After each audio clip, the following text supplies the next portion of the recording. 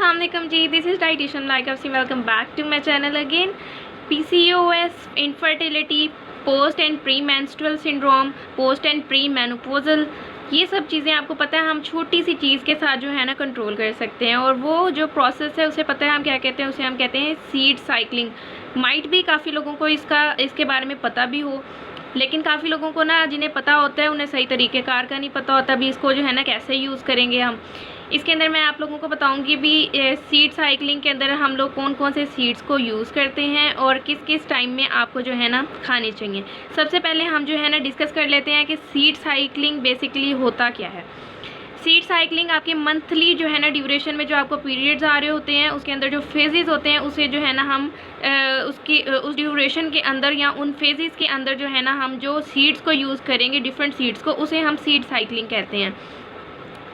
4 तरह के सीड जो है ना हम इस जो है ना सीड साइकिलिंग वाले प्रोसेस में यूज़ करेंगे। सबसे पहले उसमें जो आता है वो है पम्पकिन सीड, जिसे हम कद्दू का बीज भी कहते हैं। अलसी का बीज, जिसे हम फ्लैक्स सीड भी कहते हैं। सनफ्लावर सीड्स, जिसे हम सूरजमुखी कहते हैं। सेसमी सीड्स, जिसे हम सफ़ेद तिल भी कहते हैं। ये चारों तिलों को जो है ना मिला के हम जो है ना इसे, ये वैसे तो जो 4 तिल है ना ये अपने आप में ही बहुत ज़्यादा जो है ना पावरफुल हैं, ठीक है। इनके अंदर इतने ज़्यादा फ़ायदे हैं कि आप इन्हें सिंगल भी खाएंगे ना तो ये आपको बहुत ज़्यादा बेनिफिट्स जो है ना देंगे।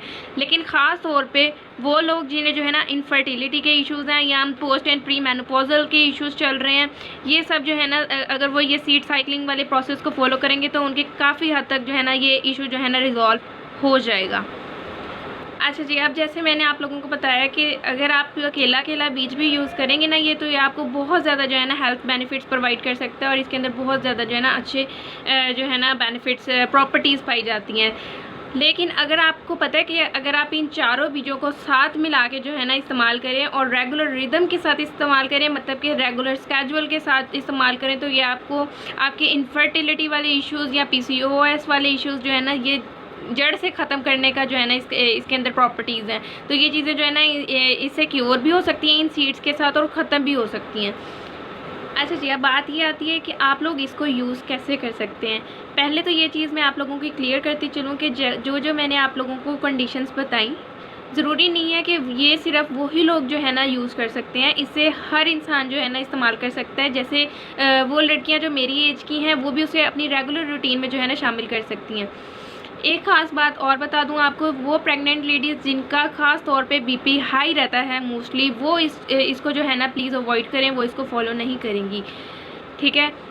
नेक्स्ट, इसकी अगर हम अब यूज़ की बात करें तो आपने इसको क्या करना है कि आपने इसको डायरेक्ट पानी के साथ इसको कभी भी कंज्यूम नहीं करते, इसको डायरेक्ट पानी के साथ नहीं खाते हैं हमेशा। You have to create this, ठीक है। आप इसका पाउडर बना लें या आप जो है ना इसका किसी भी तरीके से जो है ना इसे क्रश करके तो रख लें, फिर उसे जो है ना आप लोग जो है ना कंज्यूम करें।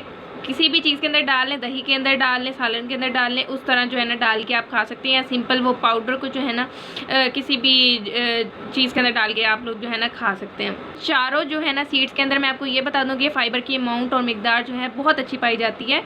अच्छा, अब इसका पाउडर या इस क्रश फॉर्म बनाने की वजह ये है कि ताकि इसके अंदर जो फाइबर आपको जो है ना अच्छे तरीके से आपकी स्टमक को जो है ना मिल सके और हासिल हो सके। अभी तक इसके साइड इफ़ेक्ट्स तो कोई भी नहीं आए और ना ही किसी को जो है ना हासिल हुए कोई साइड इफ़ेक्ट्स। तो इसलिए कोई भी जो है ना एज का पर्सन, जो भी बेशक वो बच्चे हैं, बूढ़े हैं, कोई भी फीमेल है, यंग जैसे बच्चे हैं, वो भी जो है ना इसे कंज्यूम कर सकते हैं। लेकिन जैसे मैंने आपको बताया कि वो प्रेग्नेंट फीमेल जिनका BP हाई रहता है मोस्टली, वो काइंडली इसको अवॉइड करें, वो यूज़ ना करें। या फिर जो है ना अपनी डाइटिशियन से कंसल्ट कर लें, फिर वो जैसे आप लोगों को गाइड करेंगी फिर जो आप लोग उसे उस तरीके से जो है ना यूज़ कर सकते हैं। अच्छा जी, अब सबसे पहले आप ये चीज़ समझ लें कि सीड साइकिलिंग के अंदर 2 फेजेज़ आते हैं। एक होता है फॉलिकुलर फेज़ और दूसरा होता है ल्यूटियल फेज़। फॉलिकुलर फेज़ के अंदर 2 सीड्स जो है ना यूज़ हो रहे होते हैं। सबसे पहले पम्पकिन सीड, जिसे हम कद्दू का बीज भी कहते हैं, और दूसरा अलसी का बीज, जिसे हम फ्लैक्स सीड भी कहते हैं। इन 2 सीड्स में ना बहुत ज़्यादा अमाउंट में जो है ना ओमेगा 3 फैटी एसिड और जिंक पाया जाता है। एंड जो है ना ये दोनों ही जो है ना बहुत ज़्यादा इंपॉर्टेंट होते हैं आपकी स्मूथ एंड रेगुलर पीरियड्स के लिए, ठीक है। अब जो है ना इसके होता क्या है कि ये 2 सीड्स को जो है ना कंज्यूम करने से क्या होता है, आपकी ईस्ट्रोजन लेवल जो है ना इंक्रीज़ होता है बॉडी के अंदर, और ईस्ट्रोजन लेवल जब इंक्रीज़ होता है तो उससे जो है ना आपके पीरियड्स रेगुलर होने के चांसेस बढ़ जाते हैं। अच्छा जी, अब जो फॉलिकुलर फेज़ है वो आपका डे 1 ऑफ द पीरियड जो है ना स्टार्ट हो जाता है और 14 डे तक जो है ना रहता है। अब ये 1 से 14 डे जो है ना आप लोगों ने ये वाले जो है ना सीड्स को कंज्यूम करना है ऑन रेगुलर बेसिस। अब इन सीड्स को भी जैसे मैंने आपको बताया कि आप लोगों ने जो है ना बिल्कुल इसे जो है ना ब्रेक कर लेना या क्रिएट कर लेना या बिल्कुल पाउडर जो है ना फॉर्म में बना के रख लेना है। सेम इसी तरह ही जो है ना इन 2 सीड्स को भी आपने जो है ना क्रश करके या पाउडर फॉर्म में जो है ना आपने बना के रख लेना और फिर उसे जो है ना इस्तेमाल करना है।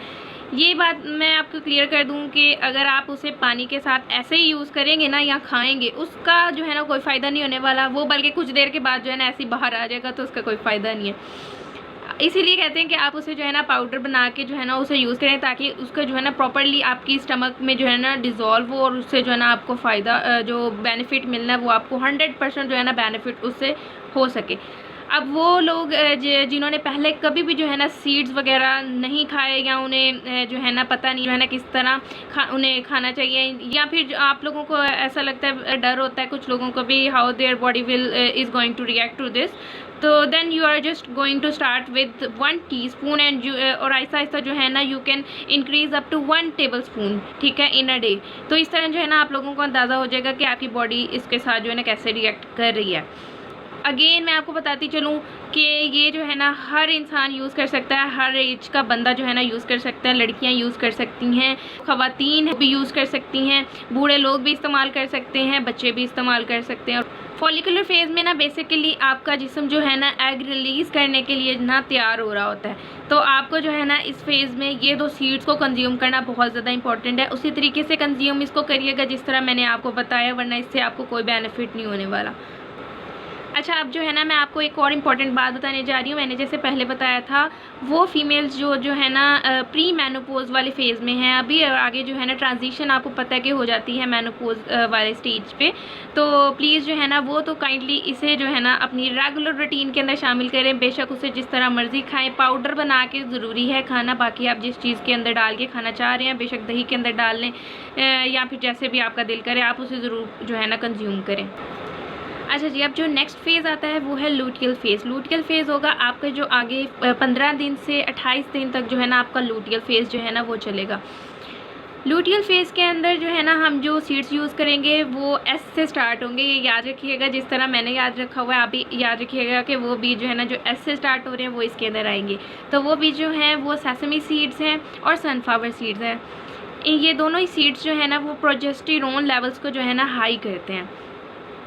प्रोजेस्टेरोन है ना जो आपकी यूट्राइन लाइनिंग होती है ना, यूट्राइन लाइनिंग कह सकते हैं आप, उसके इर्द गिर्द जो है ना एक वॉल बनाता है प्रोजेस्टेरोन, जिसे जो है ना एग जो है उसके अंदर सिक्योर रहता है।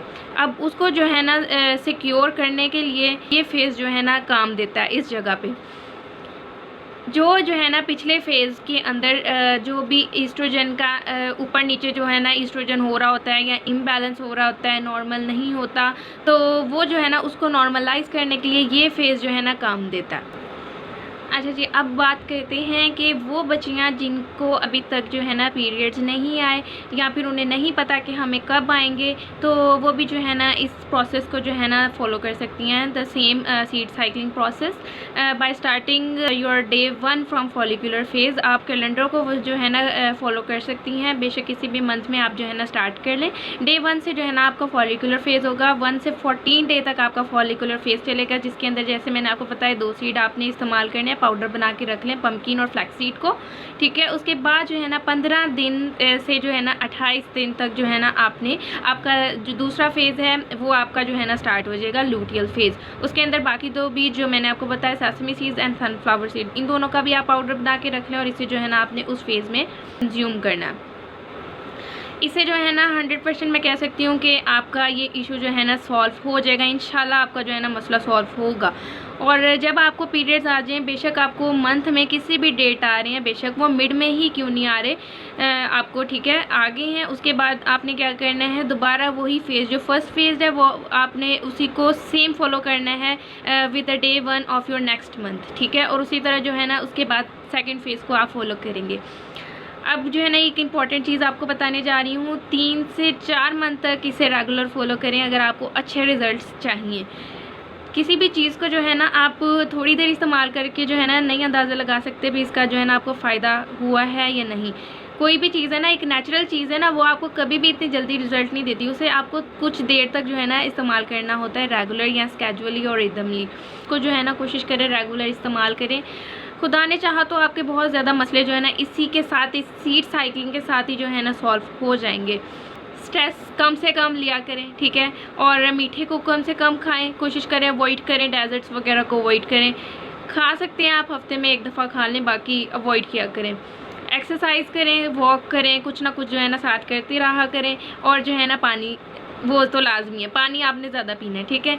चलें जी, अब मुझे दें इजाज़त, अब मिलते हैं नेक्स्ट वीडियो में, तब तक के लिए अल्लाह हाफिज़।